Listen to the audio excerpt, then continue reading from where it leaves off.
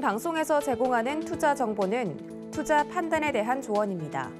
방송에서 제공하는 주식의 가치, 가격 상승 및 가격 하락에 대해서는 방송사에서 보장하지 않습니다.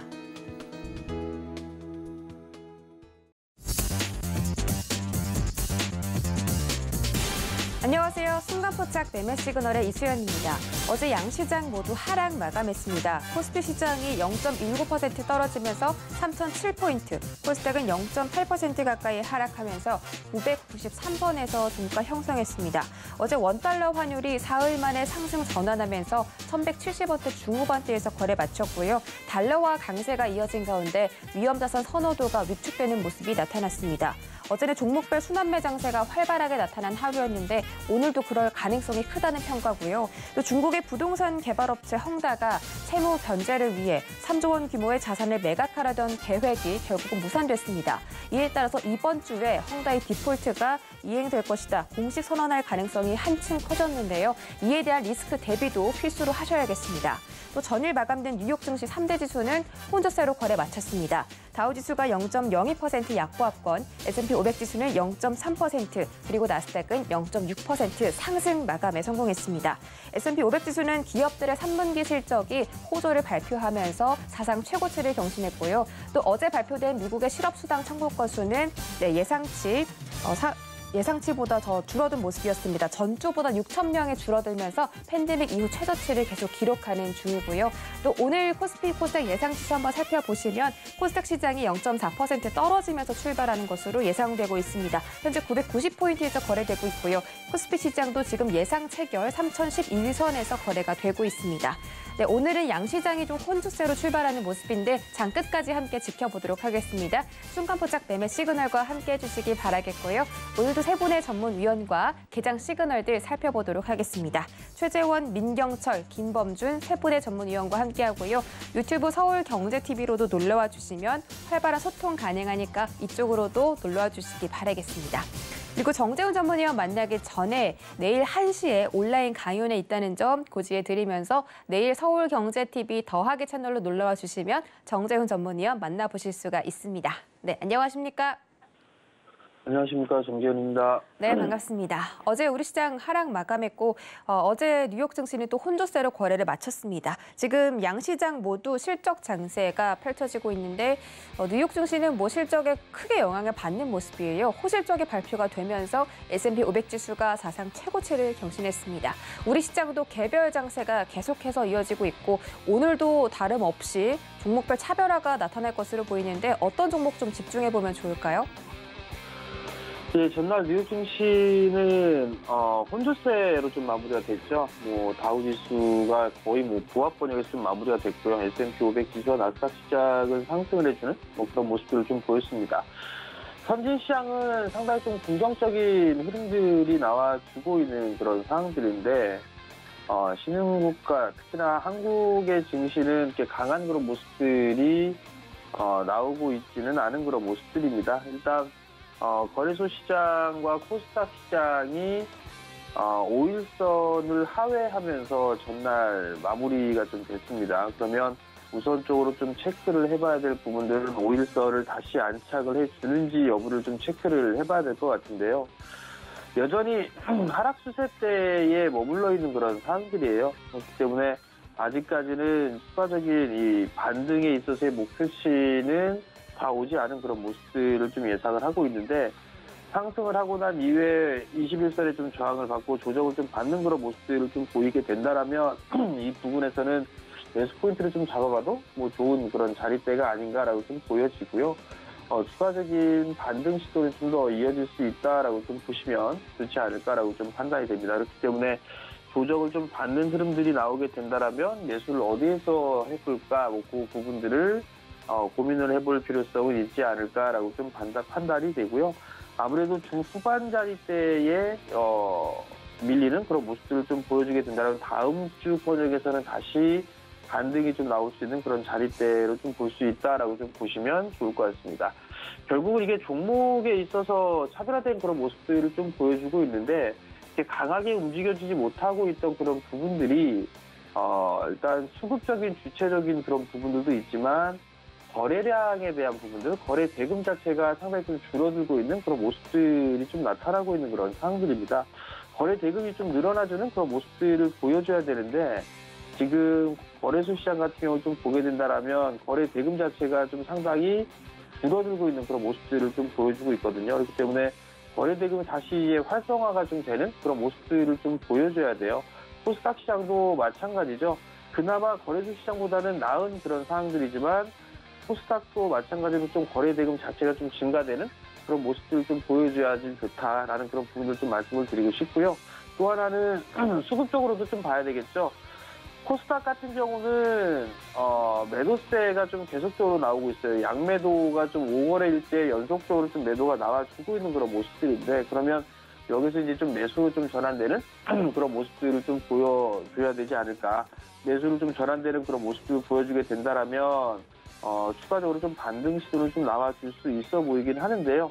아직까지는 좀 더 숨고리가 좀 필요한 그런 상황이다라고 좀 보셔야 될 것 같고 거래소 시장 같은 경우는 어제 다시 또 매수로 좀 전환되는 그런 모습들을 좀 보였어요. 그렇다는 얘기는 시장에 있어서 급락이 나올 것이다라는 그런 부분들은 아니다라는 거거든요. 왜냐하면 미국 시장이 여전히 좀 견조한 그런 모습들을 좀 보여주고 있어요. 만약에 미국 시장이 급락을 하거나 밀려버리는 그런 모습들을 보여주게 된다면 한국 시장 같은 경우는 변동성이 더 커질 수 있는 그런 상황들인데 거의 뭐 신고가 근처에 있는 그런 상황들이기 때문에 거래소 시장이 그나마 좀 변동성이 적은 그런 모습들이 좀 나온다라고 좀 보셔야 될 것 같거든요. 그렇다면 외국인 쪽과 기관 쪽에 있어서의 수급적인 부분들도 지켜보는 그런 전략이 좀 좋지 않나라고 좀 보여지고요. 마지막으로는 어제부터 시작을 해서 이격이 좀 과도하게 벌어져 있는 그런 종목군들, 특히나 코스닥 쪽에 있어서 이격이 좀 과도하게 벌어져 있는 그런 종목군들 같은 경우는 차익 매물이 좀 나와주고 있는 그런 상황들이고 변동성이 좀 커지고 있는 그런 상황들입니다. 그렇기 때문에 이격이 좀 크게 벌어져 있는 그런 종목군들 같은 경우는 추격 매수를 좀 자제하는 그런 전략이 좀 좋다라는 점 좀 말씀을 드리고 싶고요.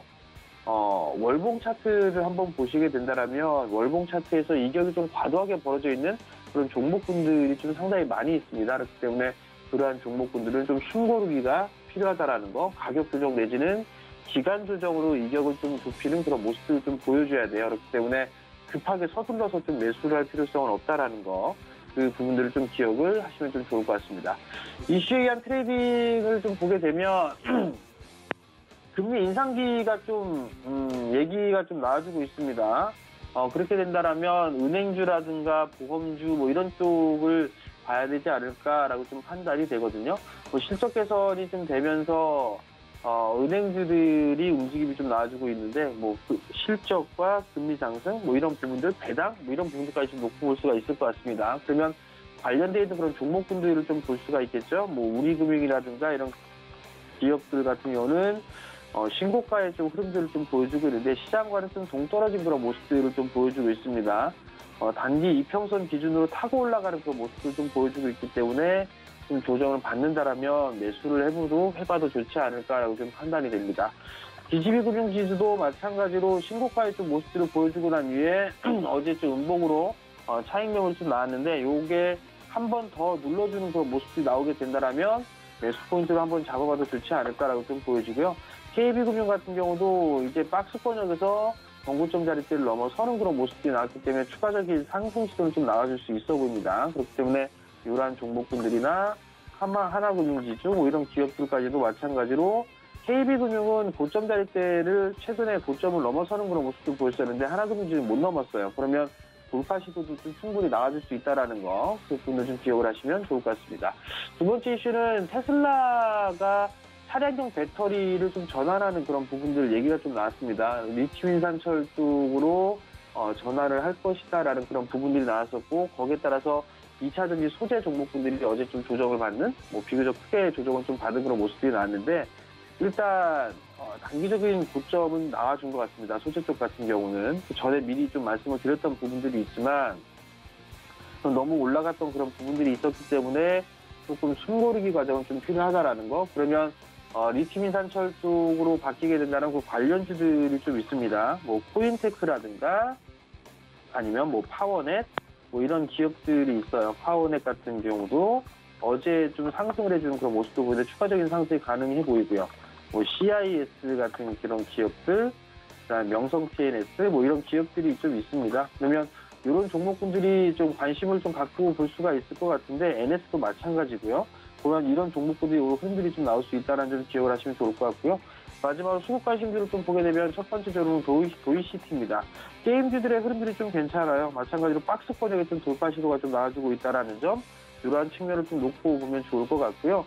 만도, 다음 종목은 만도입니다. 한 차례 가격이 상승을 하고 난 이후에 거의 뭐 일주일 동안 매물 소화 과정을 좀 거치는 그런 모습도 좀 보였었어요. 그렇기 때문에 추가적인 상승 시도는 좀 나올 수 있지 않을까라고 좀 보여지는 만큼 오르장에 좀 관심 있게 보셔도 좋을 것 같습니다.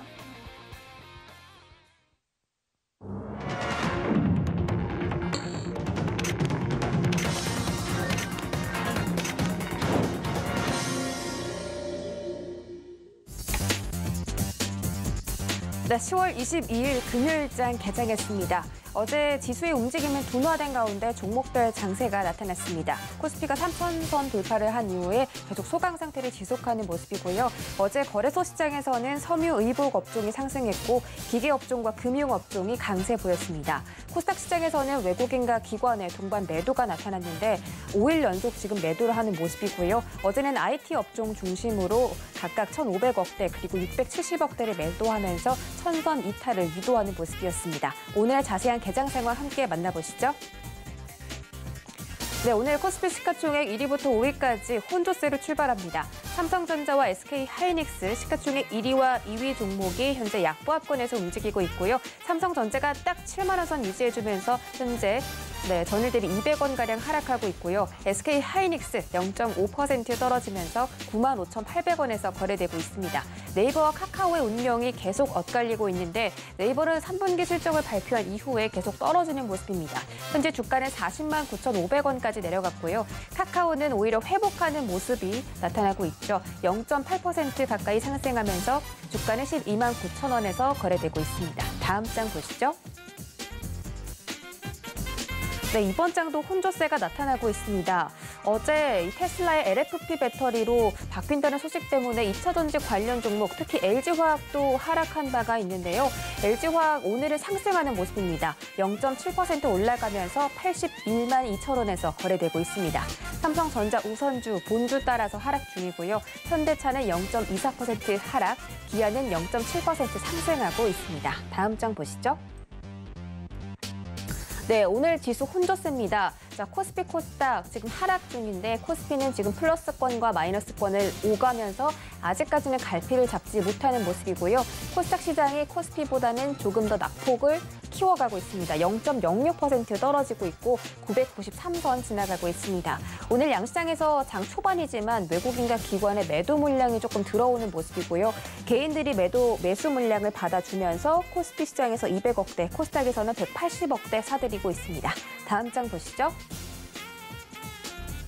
네, 이번 장 1위부터 5위, 2위와 5위만 상승을 하고 있고 나머지는 하락을 하고 있습니다. 에코프로비엠과 LNF, 지금 조금 안 좋은데 LNF가 어제 6% 하락한 바 있는데 그 하락세를 이어가고 있습니다. 1.9% 떨어지면서 19만 4천 원 선에서 거래 중이고요. 에코프로비엠은 어제 8% 넘게 하락하면서 41만 원 선에서 종가 형성했는데 오늘은 40만 원 선까지 좀 내려가는 모습입니다. 전일 대비 2,300원 정도 하락하고 있습니다. 그리고 어제장에서 게임주가 굉장히 강하게 올랐습니다. 펄어비스는 신작 게임 도깨비와 붉은 사막 출시를 앞두고 기대감의 급등세 보이면서 12% 급등으로 종가 형성했는데 오늘은 하락 출발하네요. 0.9% 떨어지고 있습니다. 자, 카카오 게임즈는 0.8% 상승하면서 7만 3천 원에서 지금 거래 중이네요. 다음 장 보시죠. 네, 다음 장에서도 위메이드 게임 관련 종목입니다. 지금 10위권에 들어왔는데 이번 주 10위권 시작해서 지금 7위까지 올라갔습니다. 오늘은 2% 하락 출발하고요. 현재 13만 8,300원입니다. 어제 위메이드도 8% 급등 마감했고 올 초 이후에는 627%가 증가한 종목입니다. 나머지 종목 HLB와 CJ E&M이 강세 보이고 있습니다. 콘텐츠 대표 종목의 CJ E&M은 지금 SM과 인수전을 벌이면서 상승하고 있는 것으로 보이고요. 2.5% 넘게 올라가면서 주가는 18만 6,500원에서 거래되고 있습니다.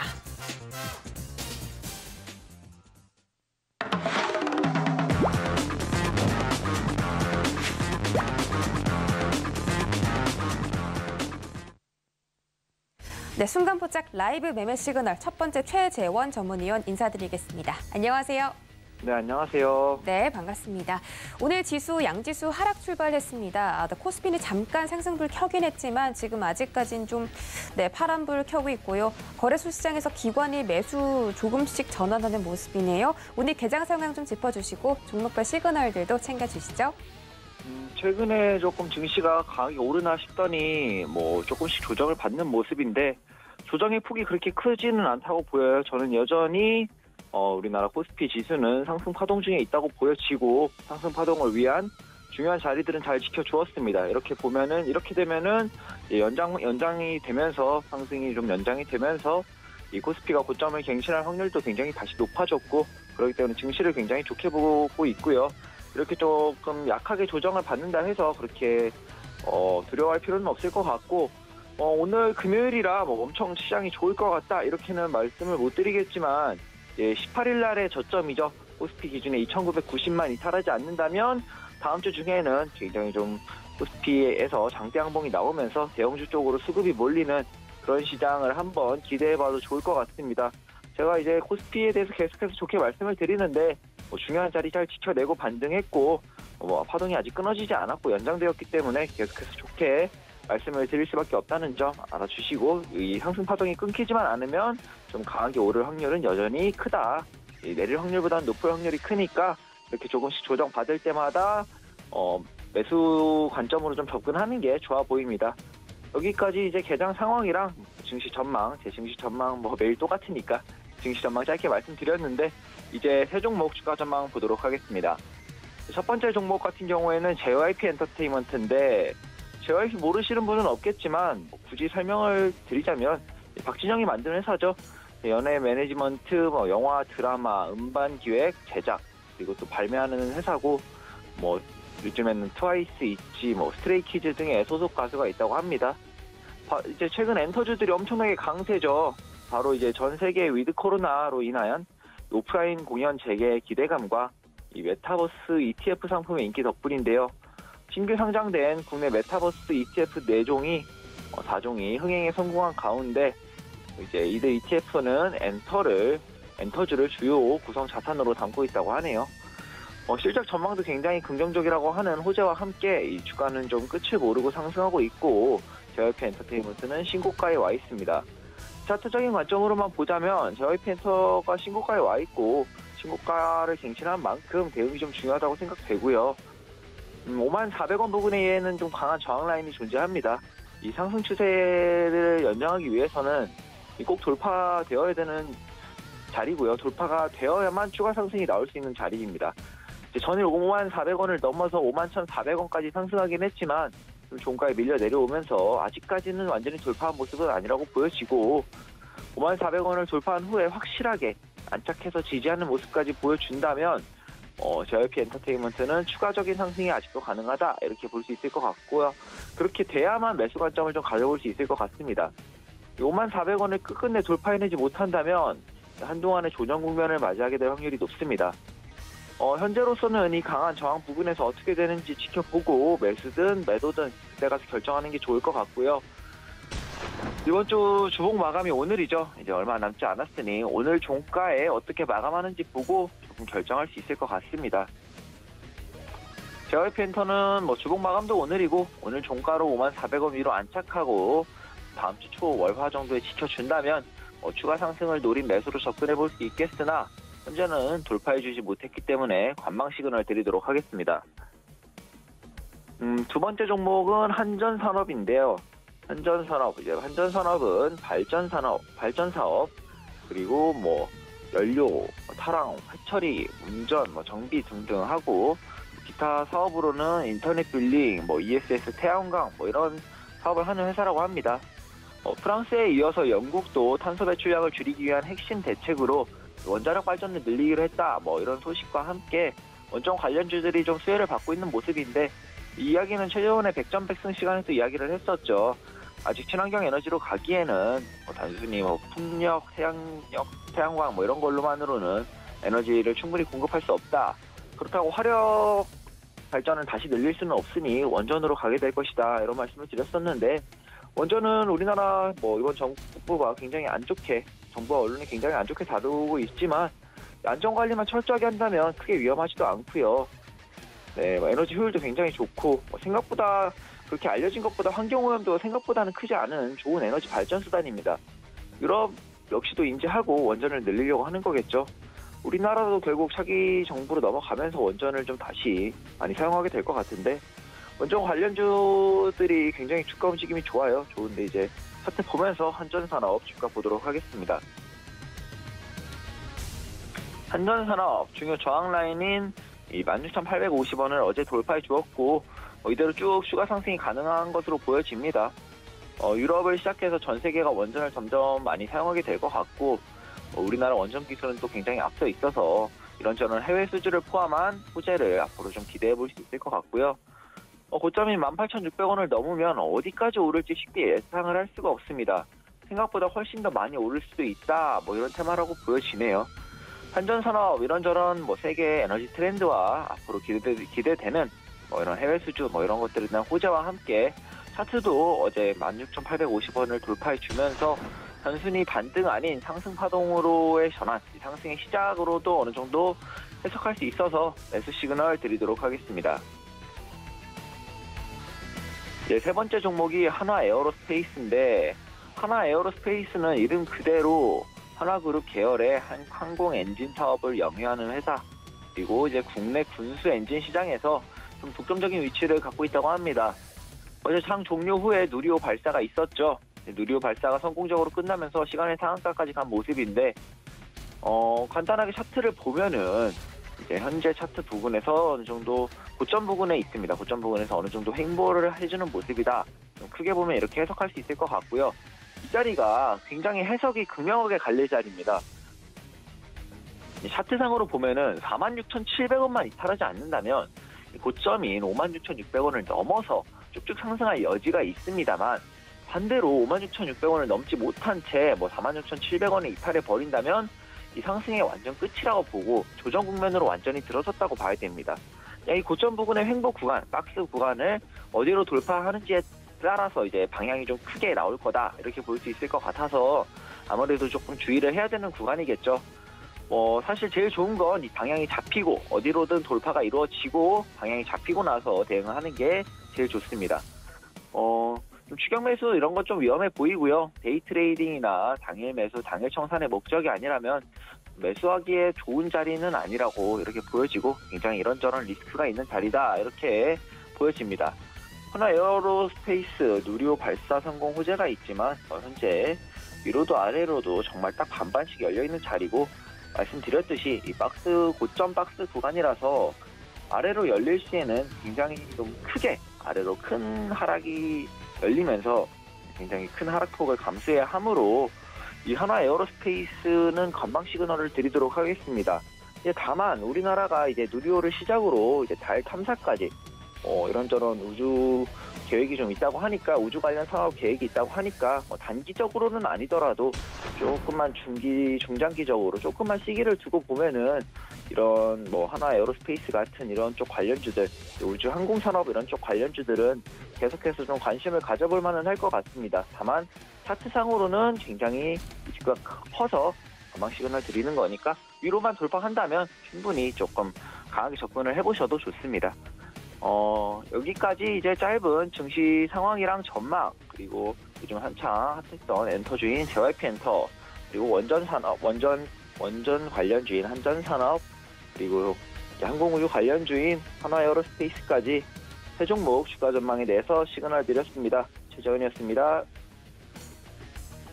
네, 세 가지 종목에 대한 시그널 챙겨 듣고 돌아왔습니다. 현재 개장한 지 13분 정도 지나가고 있는데요. 이 시각에서 움직이고 있는 특징주 살펴보도록 할게요. 첫 번째 종목 만나보시죠. 네, 첫 번째 종목은 이건홀딩스입니다. 이건창호 매각 추진 소식에 이건홀딩스가 강세를 보이고 있습니다. 이건창호는 중견 건축자재 업체고요. 매각을 추진하면서 새로운 주인 찾기에 나섰다는 소식 보이고 있습니다. 이건창호는 이건홀딩스가 지분 100%를 가지고 있고요. 또 경영권 매각 가능성도 열어두고 있습니다. 매각가는 1,000억 원 안팎으로 거론이 되고 있고 이건창호가 특히 부동산만 730억에 달하는 30억 원에 달하는 알짜 자산을 보유하고 있어서 많은 인수 후보들이 관심을 쏟고 있다고 하네요. 현재 지금 계속해서 상승세 보여가고 있죠. 20%대 급등으로 들어섰습니다. 주가 7,640원대 거래 중이고요. 일봉으로 보시죠. 네, 이건홀딩스 주가 강합니다. 4,750원 10월 초에 터치한 이후에 조금씩 올라오다가 오늘 장대 양봉 처음으로 그려졌고요. 7,750원대 잠깐 터치하고 지금 7,630원대 여전히 급등 쪽으로 거래가 되고 있습니다. 자, 이건홀딩스 앞으로 매각 소식, 인수 소식에 대해서 조금 더 지켜볼 필요가 있는 종목으로 선정을 해봤습니다. 다음 종목 보시죠. 네, 이번 종목은 파워넷입니다. 테슬라가 전기차에 사용하는 배터리를 LFP 배터리로 바꾼다는 소식에 이 관련 기술을 보유하고 있는 파워넷의 주가가 강세에 보이고 있습니다. 파워넷은 LFP 국제 인증 취득하고 또 배터리팩 모듈을 개발하는 업체인데요. 어제 16% 급등 마감한 바가 있습니다. 그 상승세를 이어가는 것으로 보입니다. 현재 주가는 6,460원이고요. 일봉 보시죠. 네, 파워넷도 주가가 최근에 좀 많이 올라왔습니다. 10월 초반에 4,320원부터 오늘 6,920원, 거의 7,000원 돌파하려다가 윗골이 달고 지금은 음봉 전환했습니다. 어제 양봉 그리고 오늘 음봉 됐는데 앞으로 어떻게 될지 모르기 때문에 좀 지켜보시는 게 좋겠고요. 파워넷 현재 5% 급등하고 있습니다. 다음 종목 보시죠. 네, 이번 종목은 파라텍입니다. 전일 시간의 매매에서 강세 보인 종목이고요. 제3자 유상 증자를 통해서 최대 주주가 변경됐다는 소식에 강세를 보이고 있습니다. 이 유증 소식이 어떻게 보면 악재일 수 있는데 제3자 배정을 받는 사람이 확정된 유증은 오히려 또 호재로 작용을 하죠. 파라텍은 소방 제품을 생산하는 업체고요. 앞서서 파라텍 휴림인프라투자조합이 180억 원 규모의 제3자 배정 유상 증자에 참여했다는 소식에 강세 보이고 있습니다. 네, 파라텍 현재 2,960원대 거래 중이고요. 일봉으로 보시죠. 네, 파라텍 역시나 오늘 음봉 길게 달고 내려왔습니다. 3,305원까지 터치했었는데 지금은 2,960원까지 주가 내려갔고 탄력이 조금 더 둔화되는 모습 나타나고 있습니다. 어제 음봉 마감했고 그저께 양봉이 좀 뜨면서 지금 올라가는 모양새인데 오늘 종가가 좀 중요할 것 같습니다. 네, 파라텍 지금 8%대 상승 보이고 있습니다. 네, 이렇게 세 가지 종목 특징주들 살펴보고 돌아왔고요. 저희 다음 주자 민경철 전문위원 인사드리겠습니다. 안녕하세요. 네, 반갑습니다. 내일 아침 상한가를 꿈꾸면서 일하는 전문위원 민경철 인사드립니다. 네, 반갑습니다. 자, 오늘 지수가 좀 변동성이 심합니다. 아침부터 등락을 계속 반복하는데 코스피는 빨간불을 켰다, 파란불을 켰다 이렇게 좀 갈피를 잡지 못하고 있어요. 오늘 이 외국인들이 양시장에서 강하게 좀 매도가 들어오는 모습이고 기관이 그래도 매수를 좀 뒷받침해주는 모습인데 오늘 개장 어떻게 보시는지 좀 짚어주시고요. 개장 시그널들도 챙겨주시죠.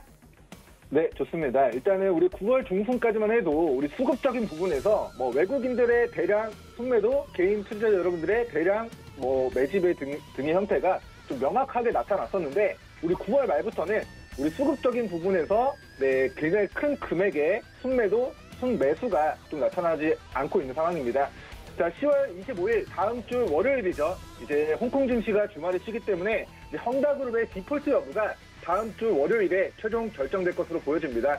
자, 과거에는 우리 한 달 전만 타임머신 타고 돌아가 보면 헝다그룹 파산 이슈가 나올 때마다 우리 코스피 코스닥 지수가 반복적으로 크게 조정을 받았던 그런 기억을 떠올려 볼 수 있을 것 같은데요. 자, 지금은 헝다그룹이 파산 직전까지 몰려있는 상황이지만 과거만큼 큰 악재로 작용을 하고 있지 않은 상황입니다.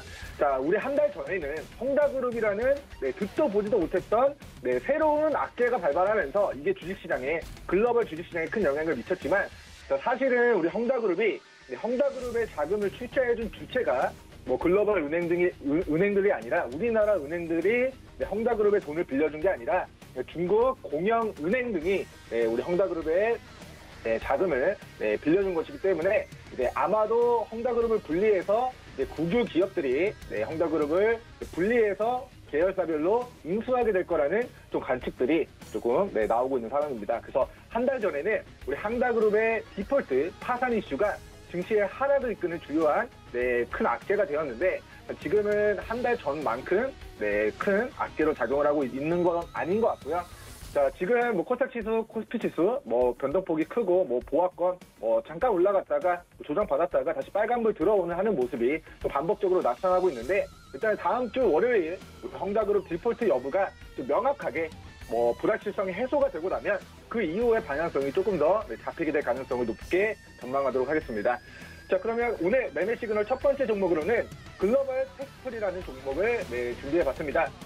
자, 먼저 이제 글로벌 텍스프리 주가 전망에 대해서 문의를 해주셨는데, 자, 회사 매출이 언제 정상화가 될지는 좀 알 수 없는 종목입니다.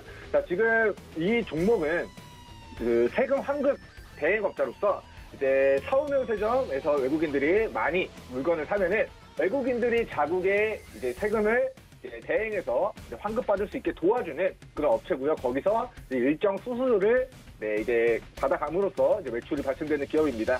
자, 외국인 관광객들이 원래는 이제 각자의 이제 국세청에 세금 환급을 신청해야 되고 이런 회수 기간도 있고 이런데 우리 글로벌 텍스프리는 사후 면세점에서 산 외국인들의 자국에서 내야 되는 세금들을 빠르게 환급해주는 서비스를 제공함으로써 과거에 우리 관광객들이 많았던 시점 코로나 이전 사태에서는 그래도 이런 부분 사후 면세점에 대한 부분이 굉장히 또 부각이 되는 시점이 있었지만 지금은 코로나 사태로 인해서 작년에 1월달, 3월달 1분기부터 계속해서 막대한 매출 감소와 더불어 영업 손실이 좀 지속이 되고 있는 상황입니다.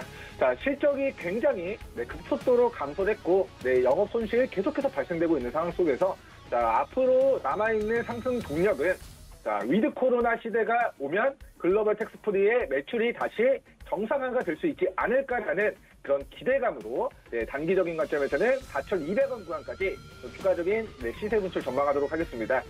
자, 일단은 외국인들이 나중에 이제 위드 코로나 시대가 와서 관광객들이 많이 유입되고 거기서 외국인들이 사후 면세점 가서 보는 세금 아끼기 위해서 많이 물품들을 사야 매출이 좀 턴어라운드가 될 수 있지 않을까라고 또 생각이 되는 종목이고요.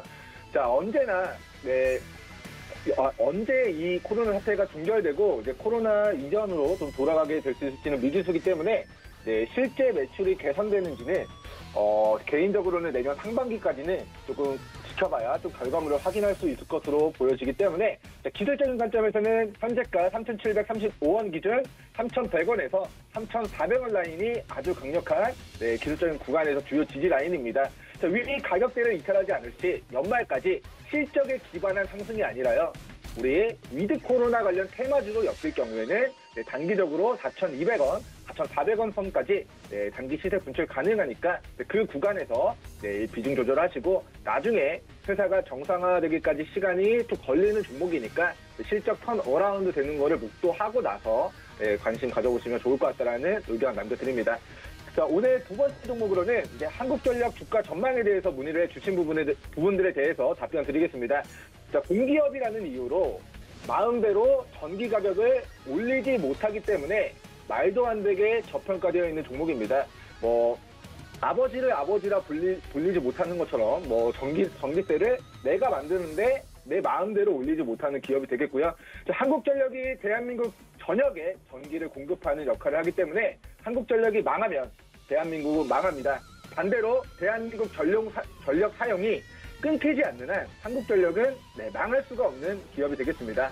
자, 만약에 우리 시청자 여러분들, 투자자 여러분들이 내가 한 수백억, 수천억 있어서 향후 한 5년 동안 50%, 100% 수익만 내도 한 몇십억, 몇백억 수익을 안정적으로 노려볼 수 있으시다 하시면 저가 매수 진행해서 한 5년 동안 수면제 먹고 잠들고 혹은 해외여행 5년 동안 다녀오시면 될 것 같다라는 의견 남겨드리도록 하겠고요.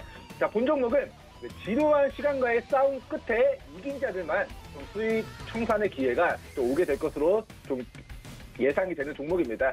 자, 최근 석탄 가격이 많이 상승했습니다.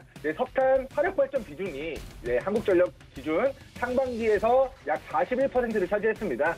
전력을 만드는데 그 비중의 41%가 화력발전에서 발생이 됐는데 이 석탄 화력발전의 원자재는 석탄인데 최근 이제 석탄 가격이 2배 이상 폭등했습니다. 최근 3개월 동안 석탄 가격이 2배 이상 폭등하면서 사실상 전기를 만들어내는 데 들어가는 비용은 증가했지만 마음대로 원자재 가격 상승해서 그 전기세를 마음대로 인상하지 못하니까 이제 전기세가 이제 8년 만에 인상이 된 이슈는 있지만 정말 아주 조금 인상이 됐기 때문에 지금 수지 타산이 최근 석 달 동안 석탄 가격이 2배 이상 폭등한 것에 비하면 올해 3분기 수지 타산이 맞지 않을 것으로 보여집니다.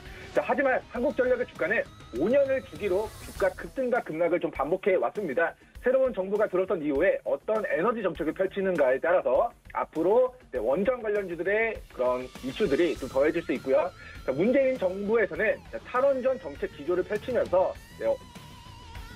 신재생 에너지 관련주들이 정책주로 폭발한 과거력이 있는데 지금은 전 세계적인 트렌드가 이제 차세대 원전을 도입함으로써 우리 탄소 중립, 탄소 배출권에 대한 문제를 원전에서 해결하고자 하는 그런 글로벌 움직임들이 좀 나타나고 있는 상황입니다. 어떻게 보면 전 세계에서 유일하게 아직까지 원전에 친화적이지 않은 정책 기조가 나타나고 있는 상황에서 앞으로 새로운 정부가 도래하고 나서 우리 원자력 관련된 정책주로 5년간 우상향 기록하게 되는지 관심 있게 추적해 주시면 좋을 것 같고요. 자, 두 번째로는 한국전력의 시가총액은 약 15조 정도가 됩니다. 그런데 한국전력의 자본 총계는 70조예요. 자, 한국전력의 시총이 15조인데 한국전력의 부채를 제외한 순 자본이 70조 정도로 정말 말도 안 되게 저평가되어 있다는 점과 그리고 세 번째로는 대한민국 전역의 전기를 생산해서 공급하는 역할을 담당하고 있기 때문에 대한민국은 우리 20년 전부터 계속해서 매년 꾸준히 전력 사용량이 늘어나고 있습니다. 앞으로 전기차 시대가 도래하면 우리 화석 원료를 사용하는 게 아니라 전기로 그리고 이동수단에 대한 원동력에 대한 에너지를 지출한다라고 한다면 앞으로 5년 동안의 대한민국의 전력 총 사용량 또한 증가하게 될 것이라는 부분은 명확하게 이어질 것이기 때문에 이 전력 사용량의 총 증가는 결국에는 한국전력의 매출 상승으로 이어지게 될 것이고 기존의 석탄 화력 발전의 비중을 줄이고 향후 이제 초소형 원전 등의 신기술을 도입해서 탄소 중립에 대한 부분도 해결하고자 하는 에너지 포부를 좀 밝히고 있기 때문에 지금은 석탄 가격이 폭등함에 따라 실적이 부진할 것이지만 중장기적으로는 한층 더 업그레이드될 가능성이 좀 존재한다라는 좀 의견을 남겨드리도록 하겠고요. 자, 마지막으로 이제 한국전력의 주주 구성을 우리가 함께 살펴보도록 하겠습니다. 자, 한국산업은행 등 기관 투자자가 지분 57%를 가지고 있고요. 국민연금공단과 같은 정부기관에서 지분 18%를 가지고 있습니다. 자, 해외 쪽 정부에서도 약 지분 10%를 보유하고 있어서 이 한국전력의 시가총액 15조 중에서 86%를 이미 국가와 기관과 해외 쪽 기관들이 전부 다 물량을 확보하고 있는 상황입니다. 그래서 유통지수가 14%도 되지 않는 품절주라는 의견을 좀 남겨드리도록 하겠고요. 자, 이는 시가총액 15조 대비 유통지수가 2조 원밖에 되지 않는 것이므로 바닥에서 2조 원의 물량만 잘 매집을 하게 되는 기간 조정, 물량을 잠그게 되는 과정만 잘 거치게 되면은 2026년도까지 큰 그림에서 봤을 때는 38,000원과 48,000원 영역대까지 좀 시세 분출을 기록할 것으로 전망하도록 하겠습니다. 자, 본 기업이 5년 동안 폭등하고 5년 동안 급락했다가 거기서 기간 조정 거친 다음에는 다시금 폭등하는 이 역사가 지금 그 수십 년 동안 반복이 되어가고 있습니다. 자, 2016년도 63,000원에서 지금 만원대, 2만원 초반대까지 지금 5년, 6년 동안 조정받고 박스권 구간에 위치했기 때문에 앞으로 5년 동안 수면제를 먹을 수 있으신 분들은 중장기적인 관점에서 말도 안 되게 저평가되어 있는 종목이니까 관심 가져보시면 좋을 것 같습니다.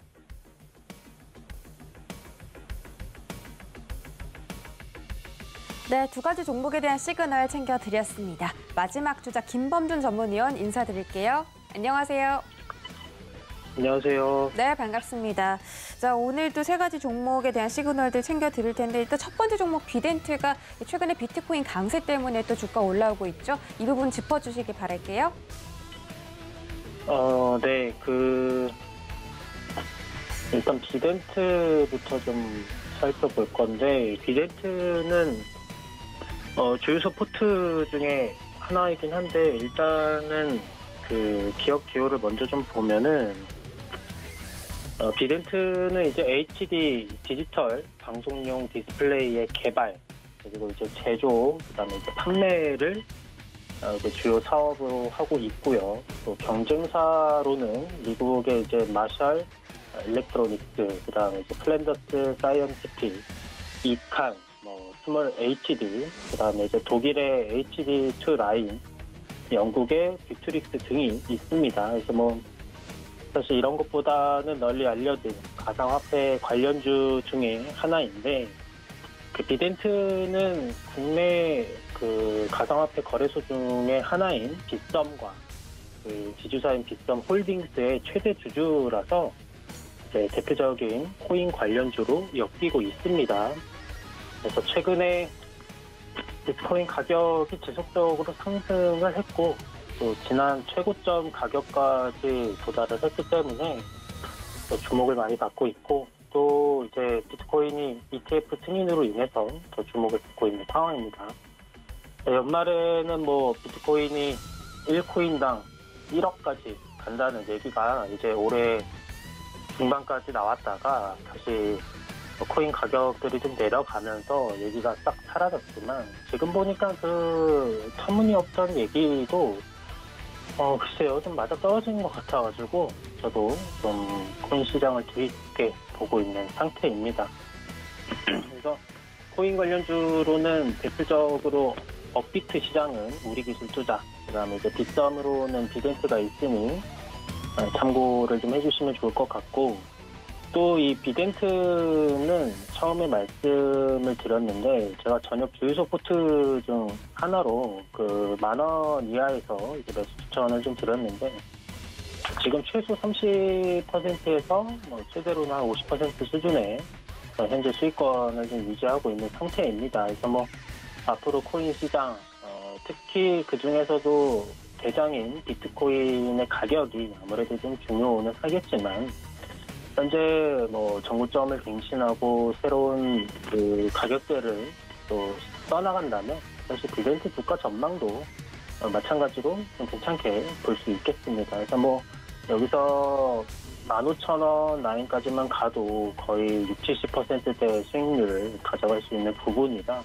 좀 희망찬 기대를 하고 있고, 사실 욕심 없이 지금 팔아도 큰 수익이라서 들고 계신 분들은 또 기분 좋은 상황이죠. 그래서 오늘 밤에는 이제 바이낸스 쪽에서 시스템적인 오류로 비트코인이 1코인당 1,000만 원 이하로인가 내려갔다가 다시 1분 만에 가격이 복귀했다는 그런 해프닝도 있었던 것 같은데, 어쨌든 비트코인의 가격을 좀 유의하셔야 된다. 그리고 이제 요약을 간단하게 하면은 어쨌든 모멘텀은 살아났고, 전반적으로 비트코인 가격대 체크해 주시면서 주가 등 해주시면 될 것 같습니다. 다음 종목은 이화전기를 좀 살펴볼 건데, 이화전기는 이제 무정전 전원 장치 및 몰드 변압기, 정유기, 전기 공사 등 다양한 전원 공급 장치 및 전력 변환 장치를 생산하고 공급하는 회사입니다. 그래서 전력 변환 장치는 그 사용하는 곳에 따라 전력을 좀 다양하게 변환하여 제품의 부가 가치를 높여주는 기술이고, 전력 변환 기기는 이제 내구성 시설재거든요. 그래서 각종의 그 산업 설비에 대한 투자 계획에 영향을 좀 많이 받고 있고, 또 다양한 전기 선행 지수가 올라갈수록 수요가 증가하는 케이스입니다. 그래서 이제 그 이화전기는 또 러시아 스푸트니크 백신 관련주로서도 움직였는데, 올해 초에 이제 4,229원까지 찍는 힘을 또 보여줬습니다. 그래서 이는 저점 대비로 봤을 때는 한 280% 정도 상승한 수치고, 현재는 이제 고점 대비 마이너스 56% 정도가 반토막 이상 난 상태이긴 한데, 이게 이제 현재로서는 더 이상 백신 관련으로 엮어서 지난 가격대까지 가기에는 살짝 무리가 있지 않을까 싶기는 한데, 이게 이화전기는 이트론과 그 EID와의 관련성으로 인한 러시아 백신 관련주거든요. 그러니까 이트론이 그 이화전기의 최대 주주고, 이화전기가 EID의 최대 주주입니다. 그래서 서로 엮여서 이제 크게 러시아 백신 관련으로 보는 건데, 사실 조금 애매하죠. 그래서 뭐 또 특별히 스푸트니크가 뭐 좋다고 말할 수 있는 단계는 아닌 것 같고, 실제로 뭐 전 세계에서 그렇다고 또 흔히 잘 팔렸다? 또 이런 것도 아니기 때문에 정거점까지 가는 재료가 상당히 좀 약하다. 뭐 재무제표도 보게 되면 사실 보시면 아시겠지만 전혀 볼 게 없습니다. 뭐 가끔 제가 이제 여러 종목들을 또 보다 보면은 뭐 이화 전기도 가끔 보이고, 또 앞서 말한 EID나 이트론 이런 것도 이제 보이거든요. 근데 이제 이게 어떨 때 보이냐면 포텐 터질 때, 그러니까 가끔 상한가가 세 개가 서로 갔다가 틀렸다가 20%를 가서 뭐 EID가 갔다가 이화 전기는 17% 가고 막 이렇게 막 하기도 하는데, 집중적으로 보고 있는 종목은 아니다 보니 뭐 때문에 갔는지는 모르겠지만 아무래도 그 시기가 생각해 보니까 이제 스푸트니크 관련된 이야기들이 오고 갔을 수는 있겠죠. 그래서 지금은 스푸트니크의 최종 승인 여부를 또 기다리고 있는 시기라서 또 잘 넘어가면 글쎄요, 주가의 펌핑이 또 있다고 보여지기 때문에 사실 1,700원 정도를 깨고 밑으로 내려와 주면 거기서부터는 조금 매수 기회로 보시면 좋을 것 같다라는 의견을 좀 드리도록 하겠습니다. 마지막 종목은 이제 TS 인베스트먼트를 좀 볼 텐데, 이 TS 인베스트먼트는 중소기업 그 창업 투자 회사로서 창업자나 이제 벤처 기업에 대한 투자, 그다음에 중소기업 창업 투자 조합을 결성해서 운영을 하는 주요 사업으로 하는 이제 그냥 창투사입니다. 그래서 크래프톤 관련주로도 볼 수 있고, 왜냐하면 또 여기 지분을 좀 가지고 있는 상태고, 또한 뭐 두나무에도 투자를 한 상태라서 두나무 관련주로도 볼 수가 있는데, 대표적인 건 아무래도 두나무겠죠. 그래서 최근에 이 비트코인 시장이 또 활발해지고 비트코인 가격도 펌핑이 있으면서 TS 역시 어느 정도 우상향할 가능성은 좀 있는 상태다. 일전에 또 이러한 그 두나무 관련된 것들로 슈팅을 받아가지고 저점에서 무려 340%가 넘는 상승세를 보였지만, 그 이후부터는 그 주가를 또 잡을 만한 부양할 재료가 없기 때문에, 혹은 오버슈팅에 의한 하락으로 올해 4월 고점을 찍고 약 6개월 정도 넘게 횡보 및 하락하고 있는 상태입니다. 그래서 20년도 매출액을 좀 보게 되면은 매출액이 158억에 영업이익이 101억 원을 기록을 하고 있는데, 영업이익률이 63%로 높은 편에 속합니다. 그래서 또 다양한 IPO들이 이제 하반기 또 내년에도 앞으로도 이제 또 지속적으로 있을 거라 사실 성장성은 좀 예고되어 있다라고 보시면은 될 것 같고요. 또 두나무가 언제가 될지는 모르지만 실제로 성장까지 잘 된다면은 또다시 주가는 아주 또 크게 치솟을 가능성 또한 배제할 수 없는 상태라 지속적으로 관심을 좀 가지시는 게 좋을 것 같습니다. 그래서 전체적인 전망은 나쁘지 않고 꾸준하게 성장 가능성이 높은 회사다라고 의견 드리면서 오늘 마무리하도록 하겠습니다. 네, 이렇게 세 가지 종목에 대한 시그널 챙겨 듣고 돌아왔습니다. 여러분들께 많은 도움 되셨길 바라겠고요. 지금 시장 조금 안 좋지만 그래도 오늘 끝까지 지켜보시면서 여러분들의 종목만은 좀 빨간불이 켜지길 바라겠습니다. 오늘 원달러 환율과 수급 체크 잘 하시고요. 개별 장세가 펼쳐지고 있기 때문에 지수보다는 종목에 집중하는 하루가 되셨으면 좋겠습니다. 참고로 본 방송에서 제공해드렸던 정보는 투자 판단에 대한 조언일 뿐 해당 주식의 가치나 수익률을 보장하진 않습니다. 또 서울경제TV 전문위원들을 사칭하는 1:1 유사 수신행위가 성행하고 있으니 이 점 유의하시기 바라겠고요. 또 서울경제TV, 서울경제신문 당사의 브랜드입니다. 서울경제증권TV와는 무관하며 타사 유사 명칭도 주의하시기 바라겠습니다. 행복한 금요일, 행복한 주말 보내시고요. 저희는 다음 주에 돌아오겠습니다. 고맙습니다.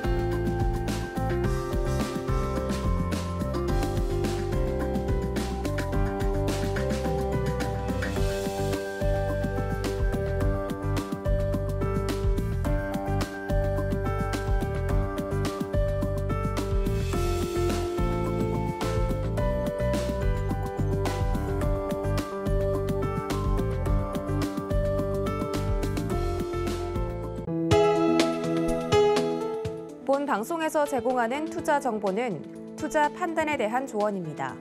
방송에서 제공하는 주식의 가치, 가격 상승 및 가격 하락에 대해서는 방송사에서 보장하지 않습니다.